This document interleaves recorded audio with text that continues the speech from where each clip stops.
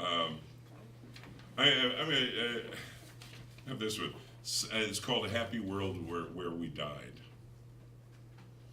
Sunlight eats the rust, and women are all hidden and pale on the surface of their skin. The roads are chalk and mean with loose rock to grab the wheels of those who take the chance of looking around at the blackbird in the mirror.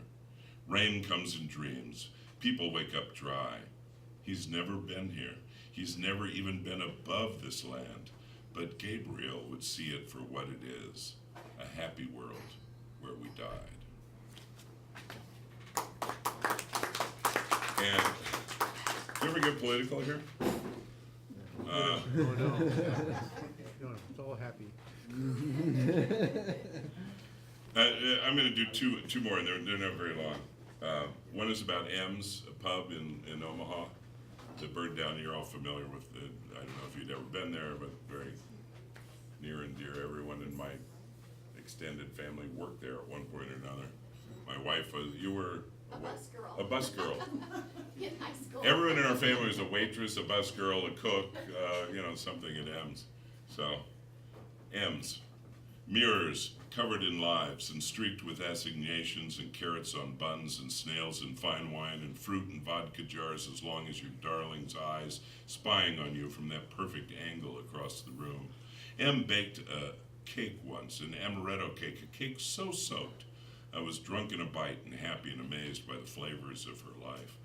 Back steps, down to more mirrors, ruts tread into the wood as deep as the Oregon Trail, down to an underworld worthy of Orpheus, and furtive sounds and hidden rooms, and back up again into the urgent fragrances of conversations just beyond understanding, and mirrors reflecting you back to you. And then, yes, we know, fire and smoke and shouts and hoses and nothing that could stop the offering to the January sky. And the cathedral of memory takes flight and lands here and there as cinders, locking away tiny atoms of secrets and ice. Like all the mirrors melted and gathered on the stone. A new mirror. I see myself there once and once again. All my old friends and my M.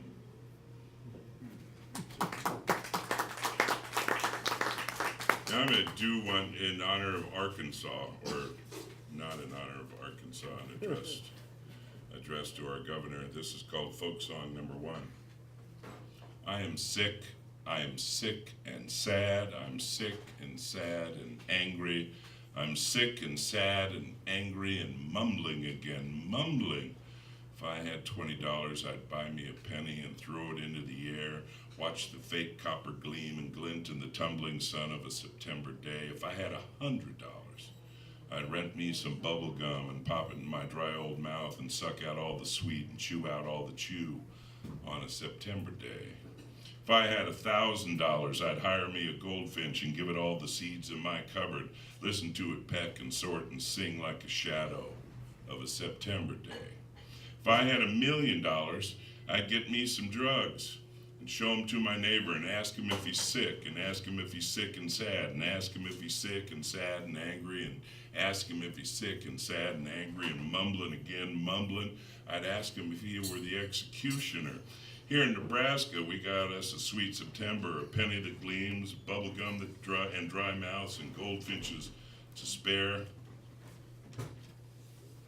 But we got no drugs. No drugs to show our neighbor, no drugs for our governor who is sick and mostly sad, no drugs for the executioner who's mumbling in the darkest dark corner of each and every September day.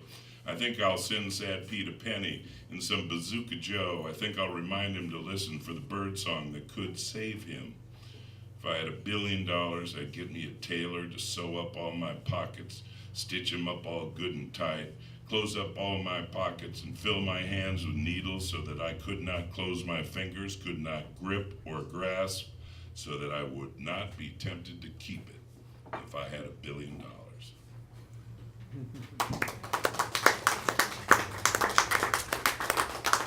Thanks a lot for your kind attention and for your patience with Gothic prose. I do appreciate it very much. I do have some copies of my book, Tales of the Master. If you have a Kindle, please